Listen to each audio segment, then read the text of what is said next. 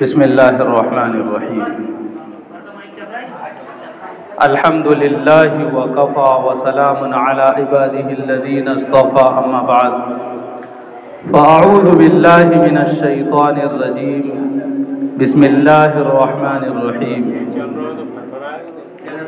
वल्लज़ीना जाहदू फ़ीना लनहदियन्नहुम सुबुलना व इन्नल्लाहा लमअल मुहसिनीन। सदक़ल्लाहुल अज़ीम। जब पड़ा वक्त गुलिस्तां पे तो खून हमने दिया, जब पड़ा वक्त गुलिस्तां पे तो खून हमने दिया, और जब आई बाहर तो कहते हैं तेरा काम नहीं। दोस्तों बुजुर्गों, आज 26 जनवरी है, जिसको रिपब्लिक डे भी कहा जाता है, यौम जमहूरिया भी कहा जाता है। यानी आज के दिन हमारे इस मुल्क का कानून नाफिज किया गया। लेकिन ज़रा गौर करें, ज़रा इस बारे में सोचें कि क्या वो कानून जो डॉक्टर भीमराव अंबेडकर जी ने और उनकी टीम ने तैयार किया था, क्या उस कानून पर अमल हो रहा है? क्या उस कानून के मुताबिक हमारा मुल्क चल रहा है? और इससे पहले कि सन 1947 के अंदर 15 अगस्त के दिन हमारा ये मुल्क भारत आज़ाद हुआ था, हमारे बुज़ुर्गों की कुर्बानियों के नतीजे में, हमारे बुज़ुर्गों की, हमारे पुरखों की मेहनत और कोशिशों के नतीजे में ये मुल्क 15 अगस्त 1947 को आज़ाद हुआ था। तो क्या हम आज़ादी के साथ ज़िंदगी गुजार रहे हैं? हमें ये गौर करना है, हमें इस चीज़ का तज्ज़िया करना है कि क्या सही मानों में हम आज़ाद हैं? रिपब्लिक डे, यौम जमहूरिया यानी 26 जनवरी 1950 को इस मुल्क का कानून नाफिज किया गया था। तो क्या कानून के मुताबिक हम लोगों के साथ मामला किया जा रहा है? कानून के मुताबिक हम जिंदगी गुजार रहे हैं? इस पर गौर करना है। और चंद बातें आप लोगों के सामने बड़ी अहम और कीमती जिक्र करूंगा। आप गौर से सुनेंगे तो इंशाअल्लाह मैं आप लोगों को समझा पाऊंगा, वरना हमारे इस देश की आज़ादी की दास्तान तो इतनी लंबी है कि हमारी ज़िंदगी गुजर जाए तो भी नहीं समझा पाएंगे। क्या हम बयान कर पाएंगे उन बुजुर्गों की दास्तान को जिनके बारे में खुद एक अंग्रेज राइटर ने लिखा है कि दिल्ली से लेकर शामली के मैदान तक, दिल्ली से लेकर पिशावर तक, दिल्ली से लेकर लाहौर तक कोई दरख्त ऐसा नहीं था जिस पर किसी मुसलमान आलिम की लाश न लटकी हो। उनकी दास्तान बयान करना इतना आसान नहीं है। छोटा मुंह बड़ी बात है। सिर्फ चंद बातें जिक्र करके हम उनकी कुर्बानियों को ताज़ा करने की कोशिश करेंगे। मैं चाहता हूं कि आपको उस बागीचे में ले चलूं जिसकी सिंचाई खून से हुई है, उस बाग की तरफ ले जाऊं जिसका माली एक नहीं है, कई हैं। आप लोग आवाज़ बंद कर लो। आप आवाज़ बंद करोगे तो आवाज़ बंद नहीं करो, नीचे ऊपर वाला ऐसे करो।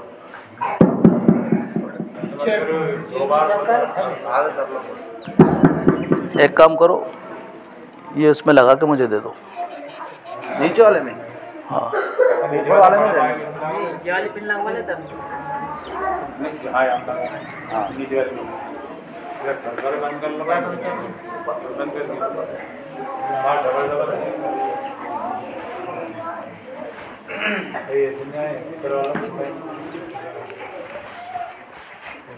आप लोग संजीदगी के साथ, इत्मीनान के साथ थोड़ी देर खामोश रह लें, इसलिए कि एक साथ दो काम नहीं हो सकते। या तो सुन सकते हैं या बोल सकते हैं। हम बोलेंगे तो सुन नहीं पाएंगे, इसलिए खामोश रहना पड़ेगा। तो मैं जिक्र कर रहा हूँ कि आपको उस बागीचे में ले चलूँ जिसको हमारे बुजुर्गों ने खून से सींचा है। वो बागीचा आज़ादी के नाम पर था, इत्तिहाद के नाम पर था, मोहब्बत के नाम पर था, उल्फत और प्यार के नाम पर था। क्या जिस बात को सामने रखते हुए हमारे बुजुर्गों ने कुर्बानी दी थी, वो प्यार हमें दिखाई दे रहा है? क्या वो प्यार हम लोगों की ज़िंदगी में है? हम गौर करें। मेरा सवाल है, आपका जवाब है। आप खुद अपने ज़हन दिमाग में उस जवाब को तसव्वुर करें। 1947 में देश आज़ाद हुआ, लेकिन इस देश की आज़ादी की लड़ाई कब से चल रही थी? ज़रा इस तरफ तवज्जो दें। अंग्रेज़ किस सन में हमारे मुल्क में आए थे? 1498 के अंदर अंग्रेज़ हिंदुस्तान में आए थे। 1498 के अंदर अंग्रेज़ हमारे इस प्यारे मुल्क, जिसको किसी ज़माने में सोने की चिड़िया कहा जाता था, आए थे 1498 में। और 1601 के अंदर उन्होंने बंगाल के अंदर ईस्ट इंडिया कंपनी कायम की थी। उस वक्त हमारे बुजुर्गों ने महसूस कर लिया था कि ये जो अंग्रेज़ हैं जिन्होंने ये कंपनी बनाई है, इनका मकसद तिजारत करना नहीं है, इनका मकसद है मुल्क पर कब्जा करना। सबसे पहले इस बात की भनक जिस शख्स को लगी, उनका नाम है ख्वाजा सरहिंद मुजद्दिद अल्फिसानी रहमतुल्लाह अलैह, जिन्होंने इस बात को महसूस कर लिया कि जो अंग्रेज़ आए हैं 1498 के अंदर, इनका मकसद तिजारत करना नहीं है, इनका मकसद है मुल्क को गुलाम बनाना। उन्होंने उस कंपनी के ज़रिए धीरे धीरे अपनी तिजारत को फैलाया और सबसे पहले इसकी भनक पाने वाले मुजद्दिद अल्फिसानी रहमतुल्लाह अलैह तैयार हुए और उन्होंने अपने शागिर्दों को बताया कि अंग्रेज़ों की नीयत सही नहीं है। उन्होंने उसी वक्त से देश की आज़ादी की तहरीक, बल्कि दुश्मनों से देश को बचाने की तहरीक शुरू कर दी थी। 1757 के अंदर बंगाल में नवाब सिराजुद्दौला ने अंग्रेज़ों से लड़ते हुए अपने एक जासूस की वजह से, यानी अपने वज़ीर की वजह से, जो मुनाफिक था, जंग हार गए और अंग्रेज़ों ने बंगाल पर कब्जा कर लिया।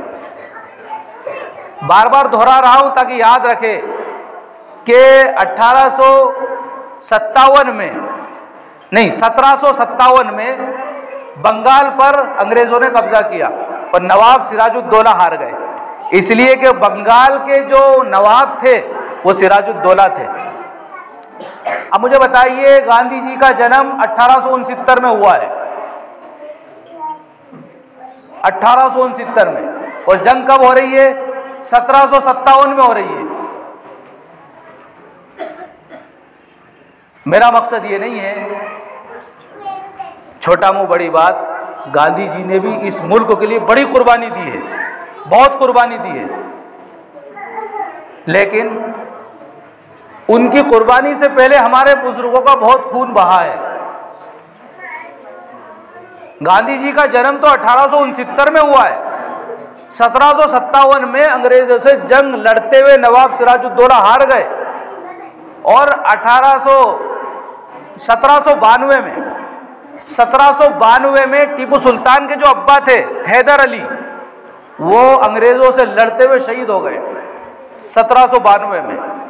और 1799 में टीपू सुल्तान अंग्रेजों से लड़ते हुए शहीद हो गए। और ये कोई मामूली लोग नहीं थे। टीपू सुल्तान को जब अंग्रेजों ने मारा, टीपू सुल्तान ये कह रहे थे अपने वजीर से, एक गिलास पानी पिला दो मुझे। अगर उनको एक गिलास पानी पिला दिया जाता तो अंग्रेज हार जाते। टीपू सुल्तान वो शख्सियत थी जो अकेले सौ पर भारी थे, ताज्जुद गुजार थे। शहर मैसूर के अंदर उन्होंने बड़ी आलीशान मस्जिद बनाई थी। उस मस्जिद के इमाम थे टीपू सुल्तान। आज उनका चेहरा जो यूट्यूब पर, गूगल पर आप देखते हैं कि दाढ़ी भी नहीं है, सही लिबास भी नहीं है, वो टीपू सुल्तान का चेहरा नहीं है। वो तो बना हुआ एक कार्टून है, सिर्फ बताने के लिए कि ये ऐसे थे।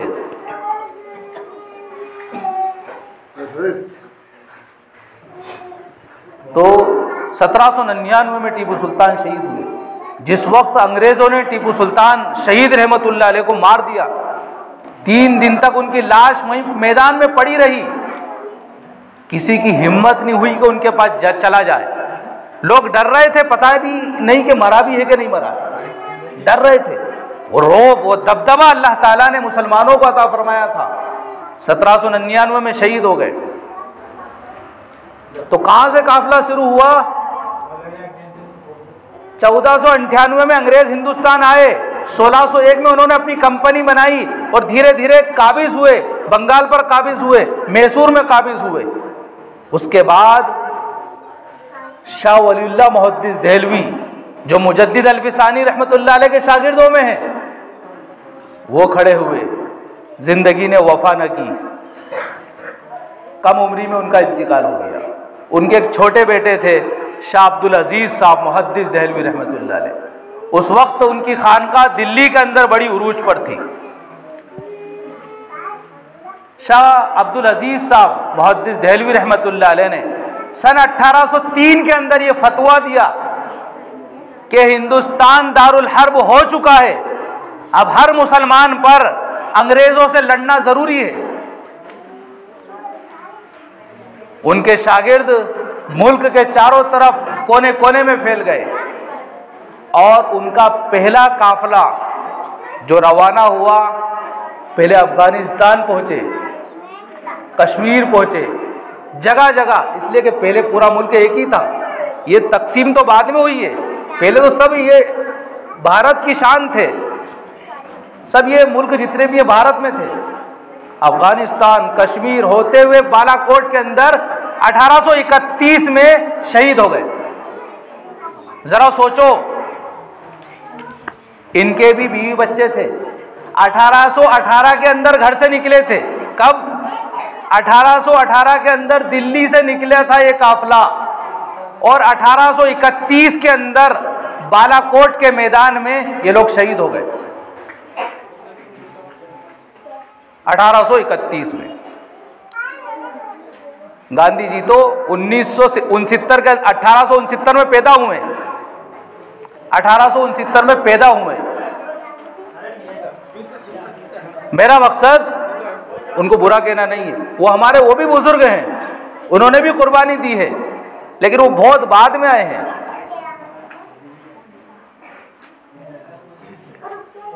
1831 में ये शहीद हो गए। उसके बाद मुसलमान उस फतवे की रोशनी में जो शाह अब्दुल अजीज साहब ने दिया था, पूरे मुल्क में आज़ादी की एक लहर दौड़ गई और उनके खुलाफा और उनके शागिर्द और अल्लाह रसूल को मानने वाले आगे बढ़े और आज़ादी की जद्दोजहद चलती रही यहाँ तक के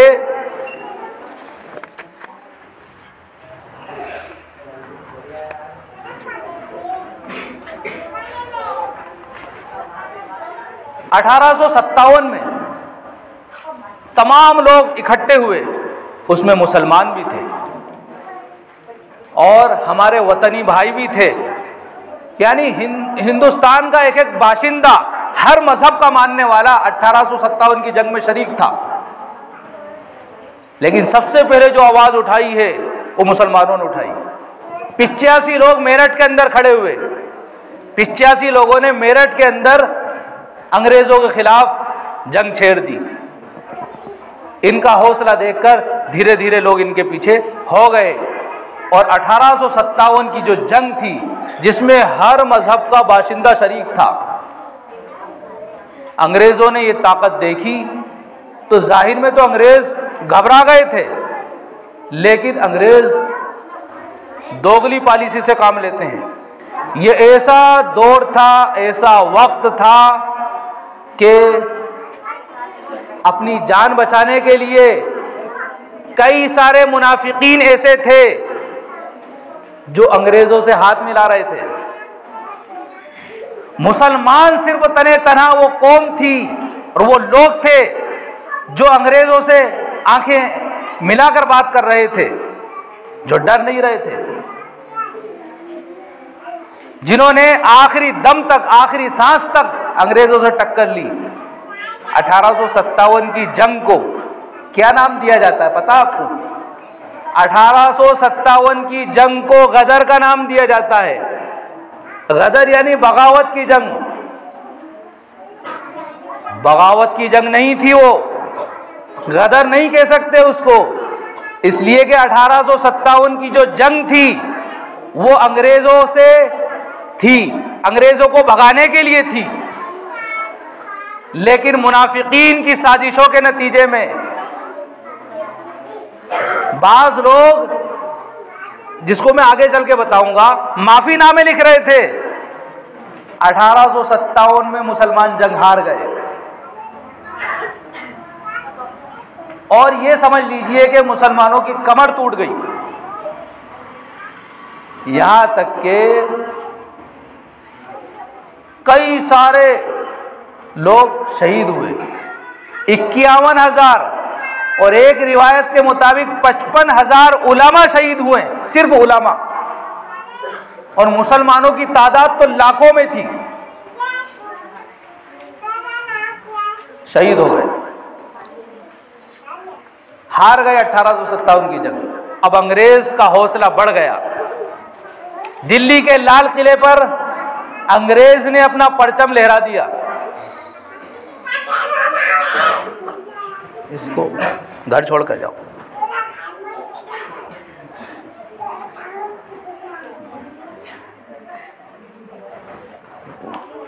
वहां पर एक अंग्रेज ने सवाल किया। अंग्रेज की पार्लियामेंट के अंदर अंग्रेज ही में से एक अंग्रेज ने सवाल किया कि हम 1498 में यहां आए थे और हमने 1601 में अपनी कंपनी कायम कर ली थी, हमें 1857 तक, अब आप जोड़िए 1601 से 1857 कितने साल होते? 257 साल। 257 साल क्यों लगे यहां पर कब्जा करने में? भारत के लोगों को गुलाम बनाने में 257 साल क्यों लगे? ऐसी कौन सी रुकावट पेश आई? सारे अंग्रेज उसका मुंह देख रहे थे। उसने कहा, जानते हो, ये जो इतने साल हमें लगे हैं, इसकी वजह सिर्फ ये दाढ़ी वाले और टोपी वाले। अब मुसलमान जंग तो हार गए थे, अंग्रेजों ने अब बदला लेने के लिए बेशुमार मुसलमानों को मारा, बेशुमार उलमा को शहीद किया, यहां तक के मुसलमानों ने दाढ़ी रखना भी छोड़ दी, मुसलमानों ने टोपी पहनना भी छोड़ दिया, और अंग्रेजों का लिबास, ये जो पैंट शर्ट है, ये अंग्रेजों का लिबास है, ना ये हमारा लिबास है और ना ही ये हमारे वतनी भाइयों का लिबास है। हमारे वतनी भाइयों का लिबास था धोती कुर्ता और मुसलमानों का लिबास था कुर्ता पाजामा। उन्होंने भी अपना लिबास छोड़ दिया और हमने भी अपना लिबास छोड़ दिया। डर और खौफ इतना फैल गया था, जिसकी दाढ़ी देख ली उसको मार दिया अंग्रेज ने, जिसके सर पे टोपी देख ली मार दिया अंग्रेजों ने, अपना लिबास बदल लिया था। यहां तक के अगर किसी का इंतकाल हो जाता तो उसकी नमाज जनाजा भी नहीं पढ़ी जाती थी। क्यों? कोई पढ़ाने वाला नहीं मिलता था। इस गांव के लोग दूसरे गांव में जाते थे कि कोई जनाजे की नमाज पढ़ाने वाला मिल जाए, नहीं मिलता था। अगर होता भी तो बताता नहीं कि मैं पढ़ा लिखा हूं, उसने भी अपना हुलिया बदल लिया होता। बगैर जनाजे की नमाज पढ़े मुसलमान अपने मुर्दे को दफन कर देते थे। ऐसे हालात थे। अल्लाह को कुछ और ही मंजूर था, इसलिए कि दुनिया में बसने वाला एक एक इंसान उसी एक अल्लाह को मानता है, उसी एक खुदा को मानता है। कोई उसको गॉड कहता है, कोई उसको लॉर्ड कहता है, कोई उसको ईश्वर कहता है, कोई उसको भगवान कहता है, कोई उसको अल्लाह कहता है। ये हम लोगों के रखे हुए नाम हैं। है वही एक अल्लाह जो सबका रब है, सबका खालिक है, सबका मालिक है, सबका दाता है, सबको देने वाला है। इज्जत का मालिक वो, सल्तनत का मालिक वो, इख्तिदार का मालिक वो, हुकूमत का मालिक वो। दुनिया की हर चीज उसके कब्जे कुदरत में है। वो दोनों जहां का बादशाह है। उसका एक निज़ाम है, उसको वो बड़ी हिकमत से चलाता है। इतनी कुर्बानी दी, इसलिए कि जिस चीज के लिए कुर्बानी दी जाती है उसकी अजमत दिल में होती है। अल्लाह ने हर इंसान को आजाद पैदा किया है। जिस तरह बाप अपने बच्चे को गुलामी में देखना नहीं चाहता, इसी तरह वो मालिक, वो अल्लाह अपने बंदों को गुलामी में देखना नहीं चाहता। तो वो आजादी के रास्ते भी बताता है, लेकिन उसके लिए इतनी कुर्बानियों से गुजारता है। वजह क्या है? वजह यह है कि जब ये कुर्बानी देगा और कुर्बानी के बाद आजादी हासिल करेगा तो फिर गुलामी में नहीं जाएगा। अगर वैसे ही इसको आजादी मिल जाती तो फिर ये जश्न नहीं होता। इसलिए जिस चीज के लिए कुर्बानी दी जाती है, जिस चीज के लिए बलिदान दिया जाता है, उसकी इज्जत दिल में होती है। तो इतनी कुर्बानी दी तो आज आजादी की इज्जत दिल में है, अजमत दिल में है। हर साल हम आजादी का जश्न मनाते हैं 15 अगस्त के मौके पर। और यहां तक जब कुर्बानी देने के बाद हमारा मुल्क आजाद हो गया तो यहां तक अंग्रेजों से नफरत की हम लोगों ने कि हमारे बुजुर्गान दीन, उनको माल्टा की जेल में जब बंद किया गया, मौलाना हुसैन अहमद मदनी रहमतुल्लाह अलैह, शेखुल हिंद मौलाना महमूदुल हसन देवबंदी रहमतुल्लाह अलैह, जब उनको माल्टा की जेल में बंद किया गया। आप जानते हैं माल्टा की जेल कितनी खतरनाक है। अब तो बहुत आसानी का ज़माना है, आप जो है यूट्यूब पर, गूगल पर सर्च करके देख लीजिए। यहाँ पर कुंडी नहीं है, जहाँ पर दरवाज़ा है कुंडी वहाँ नहीं है। इतना मोटा सरिया और दरवाजे से बहुत दूर कुंडी है उसकी। अगर जो जेल के अंदर जो इंसान बंद है उसको उसकी चाबी दे दी जाए तो भी वो बाहर नहीं निकल सकता। उसको चाबी दे दी जाए कि ये तुम्हारे कैद खाने की, तुम्हारी जेल की चाबी है, तो भी बाहर नहीं निकल सकता। मान लो कोई इंसान आके रहम कर दे, उसके लिए कुंडी खोल दे, ताला खोल दे, कुंडी खोल दे कि जाओ अब निकल जाओ। अब निकल जाए तो चारों तरफ पानी पानी, काला पानी की जेल, चारों तरफ पानी। बीच समंदर में एक जजीरे के ऊपर एक जेल बनाई जिसको काला पानी की जेल कहते हैं। अगर उसको छोड़ दिया जाए तो चारों तरफ पानी। अब पानी से पार होने के लिए कश्ती की जरूरत, वहां कोई कश्ती नहीं। ऐसी जेल में हमारे बुजुर्गों ने जो है आजमाइशें बर्दाश्त की, तकलीफें बर्दाश्त की। एक अंग्रेज रोजाना आता था और शेखुल हिंद रहमतुल्लाह अलैह के कोड़े लगाता था, सरिया गरम करके उनको दागता था। उनके शागिर्द कहते थे कि हजरत जाहिरी तौर पर कह दीजिए कि हाँ मैं तुम्हारी बात मानता हूं, अंदर तो क्या है अल्लाह जानता है आपके। उन्होंने कहा कि नहीं, मैं जाहिर में भी नहीं कह सकता, ईमान तो अंदर की चीज है। मैं अंग्रेजों के आगे अपने आप को झुका नहीं सकता, इसलिए कि हम हजरत बिलाल हबशी को मानने वाले हैं। हम तो हजरत खब्बाब के मानने वाले हैं, हम तो हजरत खुबैब के मानने वाले हैं, हम तो अम्मार इब्ने यासिर के मानने वाले हैं। हम तो उन बुजुर्गों को मानते हैं जो मदीने की खाक को अपने जिस्म से बेहतर समझते, उनके मानने वाले। उन्होंने इजहार नहीं किया, अंग्रेजों की बात नहीं मानी। और अंग्रेज क्या कह रहा था? अंग्रेज यूं कह रहा था कि आप सिर्फ इतना कह दो कि मैं उन लोगों के साथ रही हूं जो तुम्हारे खिलाफ है, यानी अंग्रेजों के खिलाफ है, इतना कह दो बस। कहा कि मैं नहीं कहूंगा। अगर वो इतना कह देते कि मैं अंग्रेजों के खिलाफ जो लड़ रहे उनके साथ नहीं हूं, इतना कह देते तो उनको छोड़ दिया जाता। कहा कि मैं नहीं कहूंगा। काला पानी की जेल, सर्दी का जमाना, नमाज पढ़ने के लिए वजू करते तो जख्म इतने थे कि ठंडे पानी से वजू करना मुश्किल था। तो उनके जो शागिर्द थे मौलाना हुसैन अहमद मदनी रहमतुल्लाह अलैह, वो लोटे को लेते और अपनी बगल में और अपने पेट से चिमटा कर यूं बैठते थे, और वो लोटे का पानी गर्म होता था, हजरत का वजू कराते थे, इसलिए कि जख्म इतने थे कि वो ठंडे पानी से वजू मुश्किल था।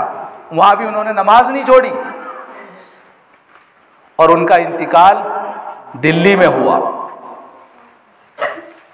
दिल्ली में उनका इंतकाल हुआ। वहां से रिहाई हो गई। बाद के ज़माने में जब उनका इंतकाल दिल्ली में हुआ तो जो गुस्ल देने वाले थे उन्होंने जब कपड़े उतारे तो देखा कि सब बड़े बड़े निशान हैं, आंखों में आंसू आ गए, आंखों में आंसू आ गए। उन्होंने आपस में तस्करा किया कि ये जख्म किस चीज़ के हैं, ये निशान किस चीज़ के हैं। ये तो हदीस का दर्स देने वाले हैं, ये तो मदरसे में पढ़ने पढ़ाने वाले हैं, इनके ऊपर इतने जख्म कैसे। घर में चर्चा हुई, रिश्तेदारों में चर्चा हुई, किसी ने कहा हमें तो कुछ नहीं पता।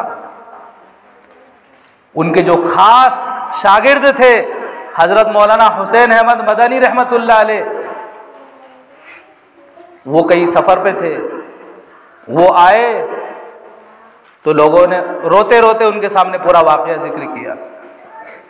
तो फिर वो बताते हैं कि मेरे पास ये बात अमानत थी, इसलिए कि उस्ताद ने मना कर दिया था, क्योंकि अब वो चले गए हैं इसलिए उनकी खूबी बयान करने में कोई गुनाह नहीं है।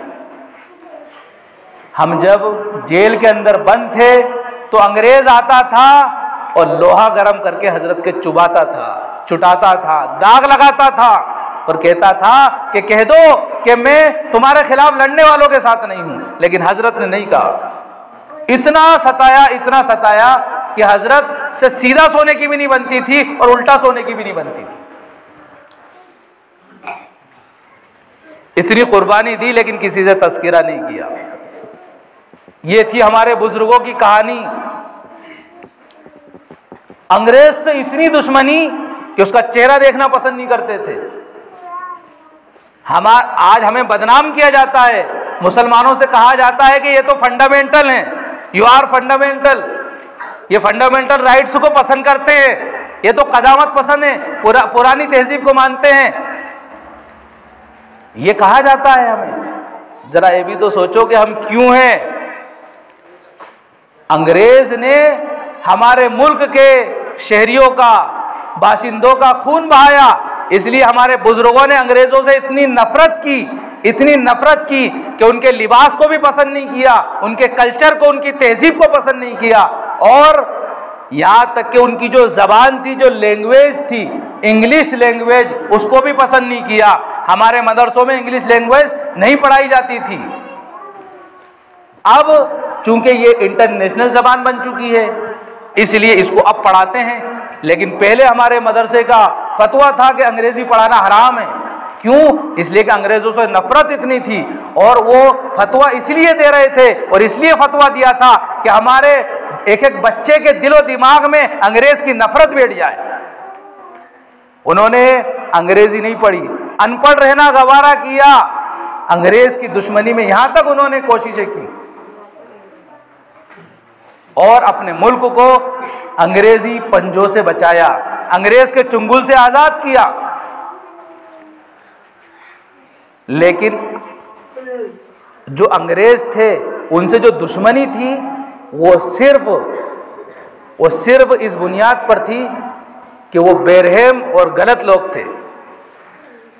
उन्होंने खिंजीर का गोश्त खिलाया, खिंजीर की चर्बी यहाँ के लोगों को खिलाई, इसलिए उन्होंने इतनी शिद्दत इख्तियार की, इतनी मुखालिफत हमारे बुजुर्गों ने उनकी की। लेकिन इसी तरह हमारे बुजुर्ग और हमारे अकाबिरीन बड़े नरम भी थे। आज कहा जाता है कि इस्लाम इतनी तेजी से क्यों फैला, इस्लाम इतनी तेजी से जो फैला है उसकी वजह जानते हैं क्या है? उसकी वजह है मोहब्बत, उसकी वजह है प्यार। कि मौलाना हुसैन अहमद मदनी रहमतुल्लाह अलैह ट्रेन में बैठे हुए हैं, एक अंग्रेज इधर के उधर चक्कर लगा रहा है, वो समझ गए कि ये जरूर कोई तकाजा होगा इसको। गए और बैतुल खला में जाकर देखा तो वह गंदगी चारों तरफ पड़ी हुई थी, चारों तरफ गंदगी पड़ी हुई थी। समझ गए कि अंग्रेज को बैतुल खला आ रही है, लेकिन बैतुल खला गंदी है, लेटरिन गंदी है, इसलिए ये जा नहीं रहा है। तो हजरत ने क्या किया मालूम है आपको?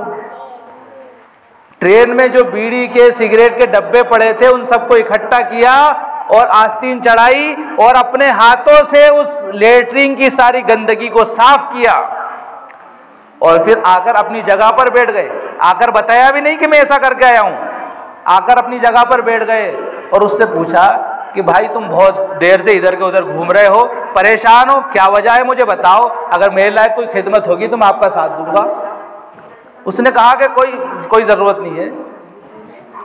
फिर जब उन्होंने बार बार इसरार किया, जिद की, तो उन्होंने बताया कि बैतुल खला जाना था, गंदी है, दिल नहीं चाह रहा जाने का। तो हजरत ने कहा कि जाओ देख लो, हो सकता है किसी ने साफ कर दी हो। ये नहीं कह रहे कि मैंने साफ कर दी, कहा कि जाओ देख लो, हो सकता है किसी ने साफ कर दी हो। उसने कहा कि इस ट्रेन में कौन होगा जो साफ करेगा, लेकिन तुम कह रहे हो तो चलो ठीक है देख लेता हूं जाकर। गए, अंग्रेज गया, देखा तो वाकई बैतुल खला साफ थी। उसने लेटरिन की वहां पर और फिर फारिग होकर आया तो पूरे ट्रेन में उसने चक्कर लगाया कि कौन है जो ऐसा साफ कर सकता है, कोई उसको नहीं मिला। आया, हजरत के कदम में बैठ गया और पांव पकड़ लिए, हजरत बता दीजिए कि आप कौन हैं, आपने ऐसा क्यों किया मेरे साथ कि मेरे लिए आपने अपने हाथों से ये गंदगी साफ करी। पैर पकड़ लिए उस अंग्रेज ने, कहा कि भाई ये तो हमारा मजहब है, हमें इस्लाम यही सिखाता है, ये तो हमारे प्यारे नबी जनाब मोहम्मद रसूलुल्लाह सल्लल्लाहु अलैहि वसल्लम की तालीम है कि आपने जो है हर एक के साथ हुस्न सुलूक करना सिखाया है, प्यार से रहना सिखाया है, मोहब्बत से रहना सिखाया है। हमारा तो किरदार से, गुफ्तार से, चाल से, ढाल से हर एक से मोहब्बत टपकती है। उस अंग्रेज ने जब ये अखलाक देखे तो वही ट्रेन में कलमा पड़ा उसने। ये हमारे बुजुर्गों की जिंदगी। अताउल्लाह शाह बुखारी रहमतुल्लाह अलैह का नाम तो सुना होगा आपने। बंगाल के अंदर एक बहुत बड़ा जलसा था, जलसे में हजरत अताउल्लाह शाह बुखारी रहमतुल्लाह अलैह गए, हजरत का बयान था वहां पर, बड़ी जबरदस्त तकरीर किया करते थे। जब गए तो देखा कि वो पिछले वर्ग के जो लोग थे वो खड़े हुए हैं। उनसे पूछा एक बुजुर्ग से, भाई तुम क्यों खड़े हुए हो? उन्होंने कहा कि यार हम तो जो है पिछले वर्ग के लोग हैं, हमें कौन आपके साथ खाना खाने बिठाएगा। उन्होंने कहा नहीं, आप आओ हमारे साथ खाना खाओ। तो वो डर रहा है, सहम रहा है कि नहीं मैं आपके साथ कैसे खाना खा सकता हूं। तो हजरत ने उसका हाथ पकड़ा, अपने साथ दस्तरखान पर बिठाया और उससे कहा कि खाओ। वो डर रहा था, नहीं खाया। तो हजरत ने एक लुकमा उठाया, उसके मुंह में रख दिया, खिलाया, उसने उसको खा लिया। हजरत ने दूसरा लुकमा उठाया, उसको खिलाया, खा लिया। तीसरा लुकमा उठाया, आधा उसको खिलाया, आधा खुद ने खाया। उसकी आंखों में आंसू आ गए। उसने कहा कि हजरत हमें तो लोग पिछड़ा वर्ग का समझते हैं, हमें तो कोई इज्जत से बोलता भी नहीं है, हमें तो कोई अपने करीब भी नहीं बिठाता है, आप कितने महान इंसान हैं। कहा कि भाई इसमें महान होने की क्या बात है, ये तो हमारे प्यारे नबी की तालीम है। इस्लाम यही सिखाता है कि मोहब्बत से रहें, प्यार से रहें, उल्फत से रहें। इस्लाम तो ये सिखाता है अगर तुम घर बना रहे हो तो इतनी ऊंची दीवार मत करना कि तुम्हारे पड़ोसी की हवा रुक जाए। अगर सब्जी बना रहे हो और उसकी खुशबू तुम्हारे पड़ोसी के घर तक पहुंच रही है तो पानी ज़्यादा कर देना और थोड़ी सब्जी अपने पड़ोसी को दे देना। इस्लाम तो ये तालीम सिखाता है। उस बुजुर्ग ने, उस बूढ़े मियाँ ने जब ये अखलाक देखे अताउल्लाह शाह बुखारी रहमतुल्लाह अलैह के, तो गया और सुबह अपने सारे घर वालों को लेकर आया और उसने कहा कि मैंने मुनि ऋषियों के वाक़यात पढ़े थे, जिसमें पढ़ा था कि जिस इंसान के ये अखलाक होंगे वही आखिरी नबी होगा, जिस उम्मत के ये अखलाक होंगे वो आखिरी नबी के मानने वाले होंगे। हमने मुनि ऋषियों के वाक़यात पढ़े थे, अब हमने जान लिया कि तुम्हारे जो नबी हैं मोहम्मद सल्लल्लाहु अलैहि वसल्लम वो आखिरी नबी हैं, हमें कलमा पढ़ा दीजिए और मुसलमान बना दीजिए। यह अखलाक थे जिसकी वजह से इस्लाम फैला है। इस्लाम तो मोहब्बत की तालीम देता है। आज सिर्फ मुसलमानों को बदनाम करने के लिए ये सिर्फ जो है शोषे छोड़े जा रहे हैं। इसलिए मैंने बात कहाँ से शुरू की थी कि हमारा मुल्क जब आज़ाद हुआ है तो इसमें टोपी वाला भी था, धोती वाला भी था, कुर्ते वाला भी था, सिख भी था, ईसाई भी था, मुसलमान भी था। पूरे मुल्क का एक एक बाशिंदा इसमें शरीक था। बुरखे वाले भी इसमें शरीक थे, साड़ी वाली औरतें भी इसमें शरीक थीं। हर एक का हिस्सा है इसमें, सभी का खून शामिल है इस मुल्क की मिट्टी में। किसी के बाप का हिंदुस्तान थोड़ी है। राहत इंदौरी ने कहा था, आज जो साहिबे मसनद हैं कल नहीं रहेंगे। आज जो साहिबे मसनद हैं कल नहीं रहेंगे। जाती किराएदार हैं, जाती मकान थोड़ी है। लगेगी आग तो आएंगे घर कई जद में, यहां पर सिर्फ हमारे ही मकान थोड़ी है। सभी का खून शामिल है इस मुल्क की मिट्टी में, किसी के बाप का हिंदुस्तान थोड़ी है। हमारे बुजुर्गों ने अपने खून से इस मुल्क की तामीर की है, इस बागीचे को लगाया है, आजाद कराया है। लेकिन बहुत अहम बात बताने जा रहा हूं, बड़ी कीमती बात है कि मुल्क आजाद हुआ, उसके बाद अंग्रेजों से इतनी नफरत थी हमारे बुजुर्गों को कि अंग्रेजों का जो बनाया हुआ कानून था, कहा हम इस कानून को नहीं मानेंगे, इस कानून को नहीं मानेंगे। फिर यहां पर एक कमेटी बनाई गई 35 लोगों की। कितने लोगों की? नहीं, 80 लोगों की कमेटी बनाई गई, जिसमें 35 लोग मुसलमान थे और सबके सदर डॉक्टर भीमराव अंबेडकर थे। एक कमेटी बनाई गई, कमेटी के सदर यानी अध्यक्ष जो थे, जो जिम्मेदार थे, वो डॉक्टर भीमराव अंबेडकर थे और 35 उलमा उस कमेटी में शरीक थे, जिन सब ने मिलकर इस मुल्क का संविधान लिखा। और 26 नवंबर 1949 को वो कानून जो है सामने आया, नाफिज नहीं किया गया। नाफिज क्यों नहीं किया? 26 नवंबर को कानून तैयार हो चुका था, 1949 के अंदर नाफिज नहीं किया गया। क्यों? इसलिए कि मुल्क सबका है, सबको इस खुशी में शरीक होना चाहिए, ये बात सब तक पहुंचना चाहिए। सबको इस खुशी में शरीक किया और बात सब तक पहुंचाई और 1950 26 जनवरी को कानून नाफिज किया गया, जिसका 26 जनवरी आज हम सब मनाते हैं। हमने अंग्रेजों के कानून को भी ठुकरा दिया, अंग्रेज को भी भगा दिया। लेकिन अफसोस की बात है कि आज़ाद कराया लेकिन आज़ादी नहीं है। कानून बनाया, संविधान बनाया, कानून के टुकड़े टुकड़े कर दिए गए, बखियां उधेड़ दी गई कानून की। ना कानून का कोई पालन बचा है, ना आज़ादी का कोई तस्वुर बचा है, ना आज़ादी देखने को मिलती है। घर से इंसान निकलता है तो डरता है कहीं कोई हमला ना कर दे, कोई मार ना दे, कोई मॉब लिंचिंग ना कर दे।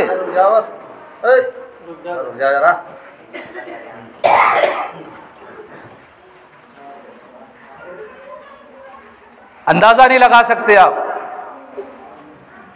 बल्कि बहुत कीमती बात जो मैं बताने वाला था कि जब मुल्क आज़ाद हो गया तो फिर कुछ मुनाफिकीन ने इसको तकसीम करवा दिया।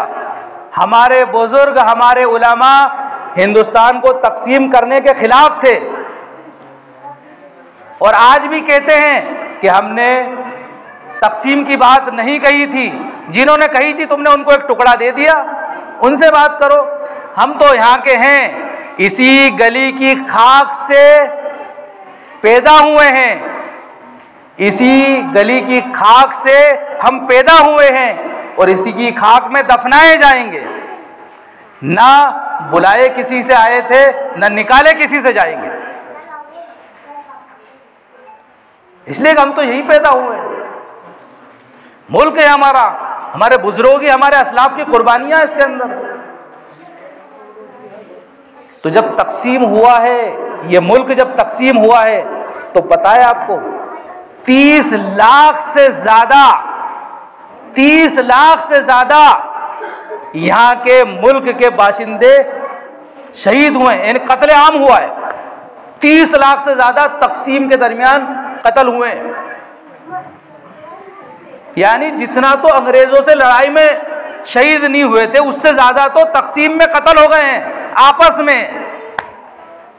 इसलिए कि अंग्रेज चला तो गया है, अंग्रेज गया है अपनी तहजीब छोड़ के गया है, अंग्रेज जाने से पहले तकसीम करके गया है, कैसे बांट के गया है, कई फिरकों में, कई खानदानों में, कई कबीलों में तकसीम कर गया है वो।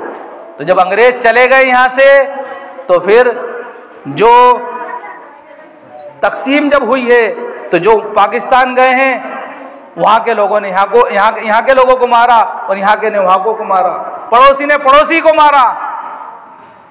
तकसीम जब हुई है तो बड़ा कत्लेआम हुआ है। यहाँ तक कि जब ट्रेन चलती थी तो एक डब्बा मुसलमानों का होता था, एक डब्बा हिंदुओं का होता था। इस तरह से कत्लेआम हुआ है।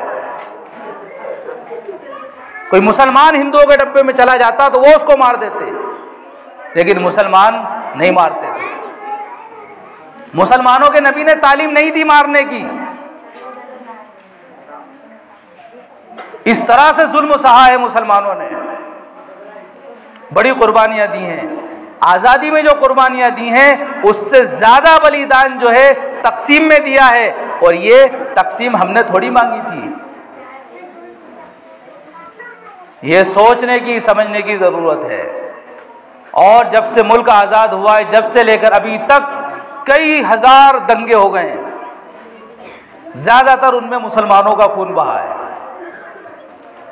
बड़े बड़े मंत्री और मुख्यमंत्री, पीएम, इनको मारने वाले कौन है? एक में भी आपको मुसलमान नहीं मिलेगा। ये हालात हैं। तो आज़ादी जिस मकसद के लिए हासिल की थी, वो आज़ादी अब बाकी नहीं रही। और जो कानून हमारे बुजुर्गों ने मिलकर बनाया था, उस कानून पर भी अमल बाकी नहीं रहा। तो फिर जो ख्वाब हमारे बुजुर्गों ने देखा था, जो ख्वाब हमारे बुजुर्ग देखते थे, जो ख्वाब गांधी जी ने देखा था, पंडित जवाहरलाल नेहरू ने देखा था, जो ख्वाब मौलाना हुसैन अहमद मदनी, महमूदुल हसन देवबंदी रहमतुल्लाह अलैह ने देखा था, कासिम नानोतवी रहमतुल्लाह अलैह ने देखा था, टीपू सुल्तान शहीद रहमतुल्लाह अलैह ने जो ख्वाब देखा था, जो ख्वाब शाह अब्दुल अजीज मुहद्दिस देहलवी रहमतुल्लाह अलैह ने देखा था, वो ख्वाब पूरा नहीं हुआ। इसलिए कि इक़्तिदार की हवस ने मुल्क को टुकड़े टुकड़े कर दिया। इक़्तिदार की हवस ने मुल्क को टुकड़े टुकड़े कर दिया। दोस्तों, बुजुर्गों और मेरी बात को सुनने वाले तमाम लोगों, इस बात पर गौर करो कि हम सब इसी मुल्क के बाशिंदे हैं। इसी मुल्क में जो है गंगा जमनी तहजीब के तहत हमने कई साल गुजारे हैं। इसी गंगा जमनी तहजीब के तहत हमने अंग्रेज़ों को यहाँ से भगाया है।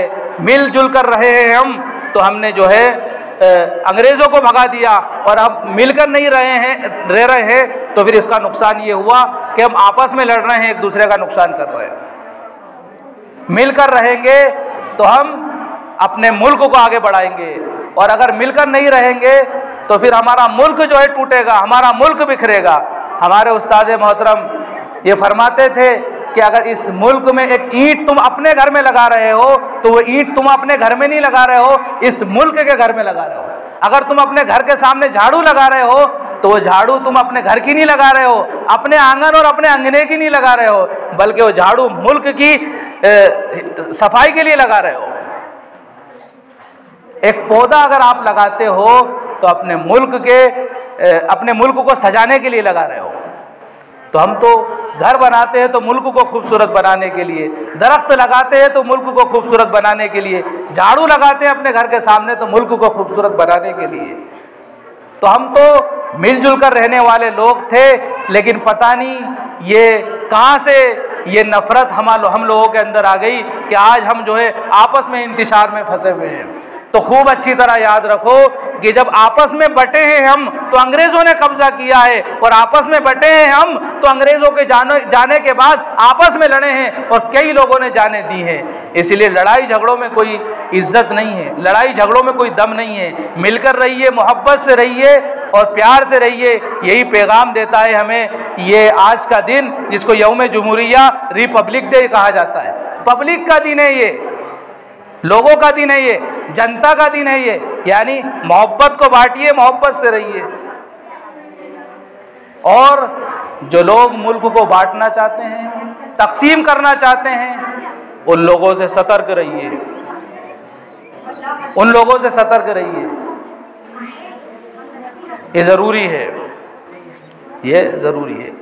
हालात के पेश नज़र ये ज़रूरी है कि हम भाईचारगी के साथ रहें, इत्तिहाद के साथ रहें। इसलिए शायर ने कहा, एक हो जाओ तो बदल डालो निज़ाम गुलशन, एक हो जाओ तो बदल डालो निज़ाम गुलशन। अगर मुंतशिर हो, टुकड़ों में टोलियों में बंटते हो तो मरो, फिर शोर मचाते क्यों? मिलकर रहो, मिलकर रहने में हमारे मुल्क की ताकत बढ़ेगी, हमारे गांव की, हमारी सोसाइटी की, हमारे मुआशरे की ताकत बढ़ेगी।